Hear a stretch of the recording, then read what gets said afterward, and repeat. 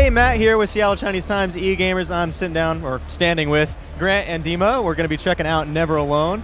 So tell me a little bit about this game. It's a platformer, co-op, and it's got some cultural history to it, a little bit of storytelling going on there. That's true, yeah. It's an atmospheric puzzle platformer, and we've developed it in frequent collaboration with the Inuit people of northern Alaska. And like you said, it features local co-op. You can either play it by yourself and switch characters at any time, or you can play it with a buddy, like we've been doing a lot at PAX here. So the thing that stood out to me the most, and the reason why I want to run over here and play it myself and interview you guys, was just the art style alone. It's really unique and it's really beautiful, but it's a little bit dreary. It's kind of a darker tone. Is this game kind of a little bit of a darker story, or is there something a little bit more playful going on, or? Not at all. No, not at all. It's kind of a mix, you know. It's like, yes, this level that we're showing off today, the coastal village, is pretty dark, and it's a little intense and it's eerie, but the entire game isn't like that. There are all kinds of different environments that you go through in the tundra and the village here that you're playing through, and some ice flow stuff, and there's a forest level in it. There's a lot of different places, so it's not all gloom and doom. It's not all dreary, but it's a harsh environment out there. It's obviously it's pretty. It's very, very cold all the time. You get months of darkness, and it's not all gloom and doom, but it's certainly not all bright and sunny all the time either. So, yeah, visually we were trying to do all the levels have a little bit different style, like, so they have a different color palette. So the one that you see, it is like very dark, but we have a very light and very saturated levels too. So I'm seeing essentially the Northern Lights attacking people, and so they're scooping them up into the sky. What is the story behind this? Because those are the spirits in the sky, essentially?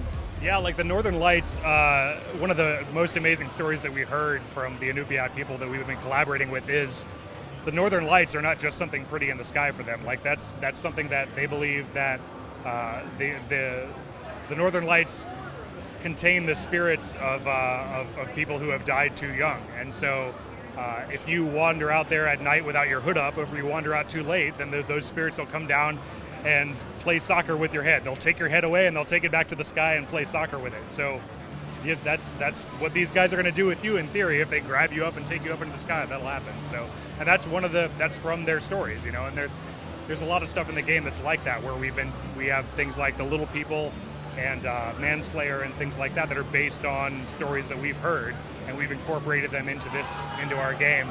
That kind of follows the structure of one of the stories that we've learned along the way, the story of Canuck-Siuka. Frankly, that's actually was one of the biggest surprises for us, because like when we travel over there, like for me it was like kind of one of the agendas. I want to see the Arctic lights, and when I heard that story that people actually kind of scared of the Arctic light, I'm like, oh really? So that was one of the surprises. Yeah. It is definitely a surreal a view. So I mean, you could be a little bit creeped out by them. I mean, with the big bulging eyes and teeth these guys have, there's good reason to be afraid of them, I think. Yeah. Is there going to be other enemies in the game, or is this primarily the story?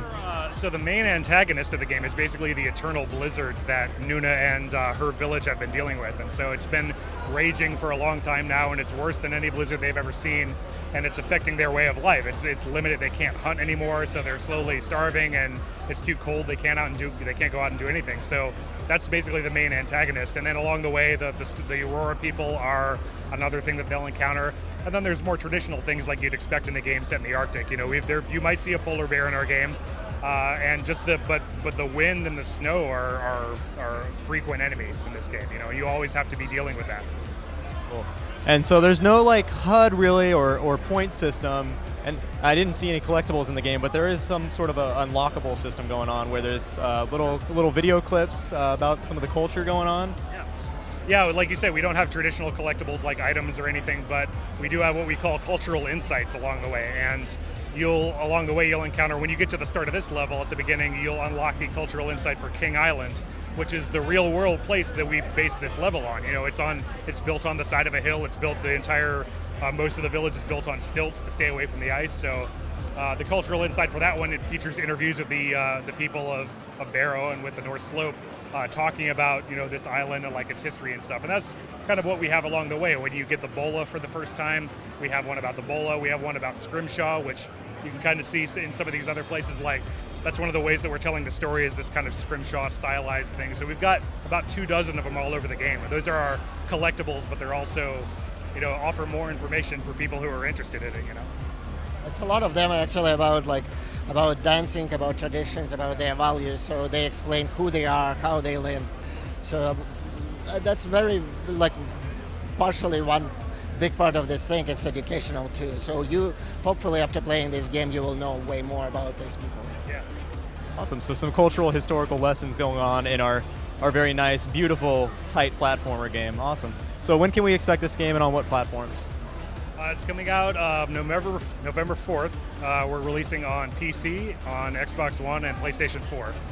And is there a place online people can follow to get more information? Yeah, we have a website, neveralonegame.com, and also you can follow us on Twitter and Facebook page.